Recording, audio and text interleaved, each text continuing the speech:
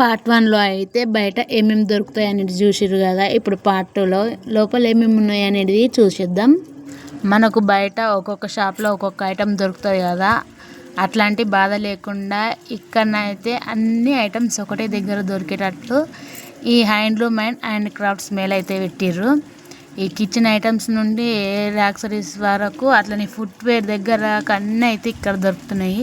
నేనైతే ఒక సారీస్ మాత్రమే చూడలేదు, మిగతావన్నీ అయితే ఇక్కడ చూసిన, కాకపోతే ఏం తీసుకోలేదు. చిన్న పిల్లల నుండి పెద్దవాళ్ళ వరకు ఏమేమి అవసరం ఉంటాయి అనేటివి అన్ని రకాలుగా అయితే ఇక్కడ ఉన్నాయి.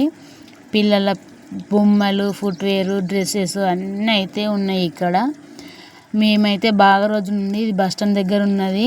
హ్యాండ్లూమ్ అండ్ హ్యాండ్ క్రాఫ్ట్స్ అంటే ఏమేమి ఉంటాయి అనేది ఒక్కసారి చూసేద్దామని చెప్పేసి లోపలికైతే వచ్చినాము.